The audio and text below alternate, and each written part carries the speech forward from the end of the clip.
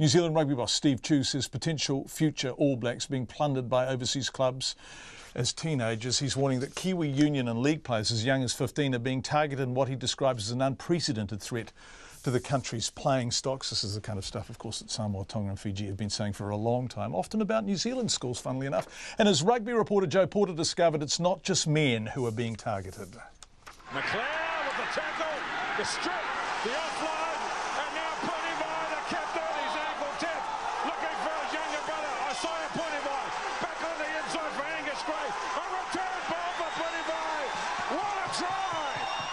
New Zealand schoolboy rugby competitions have been the happy hunting grounds of Australia's National Rugby League clubs for many years, but New Zealand Rugby Chief Executive Steve Tew says others are now entering the race to sign the country's most talented teenagers. Scouts from a range of codes, not just rugby in Europe, but we've seen the American football codes have a look around, and the NRL's pretty busy here as well. So it's got to make sure that we're not getting to the point where children and their parents are forced to make decisions too early when they don't really understand the consequences. Player agent Simon Porter says league clubs have been snapping up young players for over a decade, and while he hasn't seen any 15-year-olds being signed by overseas rugby clubs, he says it's trending that way.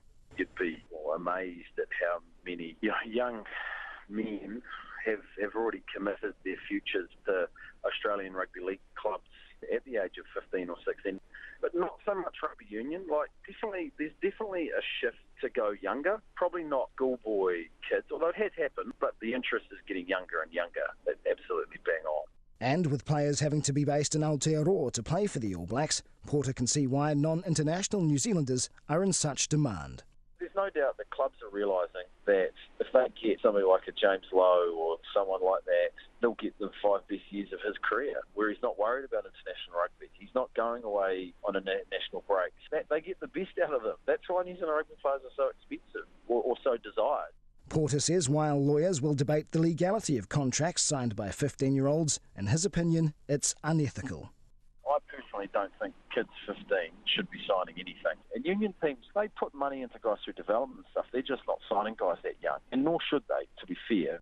However, Kelston Boys High School's sport and business manager, the former Warriors and Kiwis Rugby League star Dwayne Mann, says rugby players and athletes as young as 11 are already being scouted by sports schools around the country.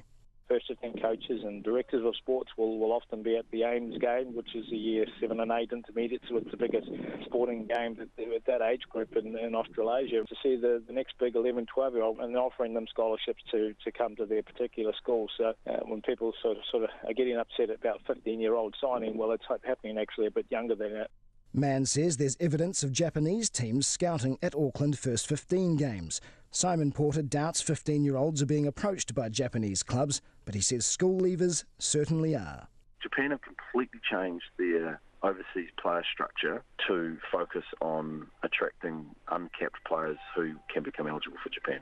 And it's not just the men's game being raided. It was something like already this year, 18 girls have gone to American universities, which when you think about the player base of rugby in the women's space, that's a massive number of talented individuals leaving the country when the player base is pretty small already. Steve Tew is now exploring the possibility of opening relationships with certain foreign clubs where New Zealand Rugby would send players for sabbaticals.